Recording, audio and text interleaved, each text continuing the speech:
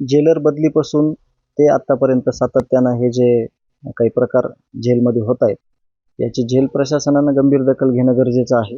परंतु तसं होताना दिसत नाही.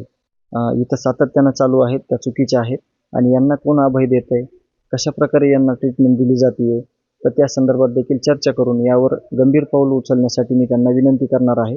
संतोष अण्णा प्रकरण झाल्यापासून ज्या गोष्टी जेल प्रशासनामध्ये घडलेल्या आहेत, त्या सगळ्या गोष्टीचं डाटा आपल्याकडे आहे. कागदोपत्री आपण सगळ्या गोष्टी वेळच्या वेळेला कळवलेल्या आहेत. झाली ज्यामध्ये कैद्यांना कराड गँगकडून मारहाण झालं तर बोललं जातं या ऑडिओ क्लिपमध्ये. असे प्रकार वारंवार घडतात. या संदर्भात आता तुमची काय मागणी? जेलर बदलीपासून ते आत्तापर्यंत सातत्यानं हे जे काही प्रकार जेलमध्ये होत आहेत, याची जेल प्रशासनानं गंभीर दखल घेणं गरजेचं आहे. परंतु तसं होताना दिसत नाही.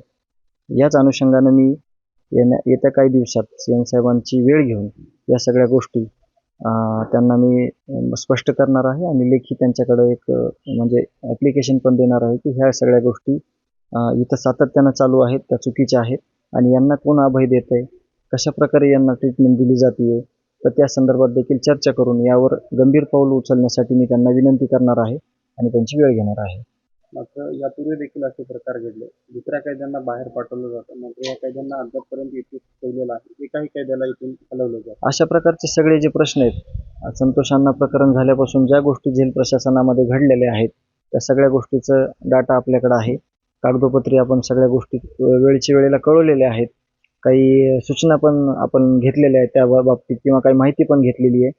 तर या सगळ्या गोष्टीचा पाठपुरावा करण्यासाठी मी येत्या काही दिवसात सीएम साहेबांची भेट घेऊन त्यांच्या वेळेनुसार हे सगळं मी त्यांना सांगणार आहे.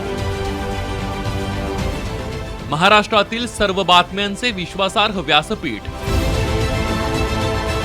सकाळच्या सर्व सोशल मीडिया प्लॅटफॉर्मला लाईक, फॉलो आणि सबस्क्राईब करा. तसंच सर्व नोटिफिकेशनसाठी बेल आयकॉन प्रेस करायला विसरू नका.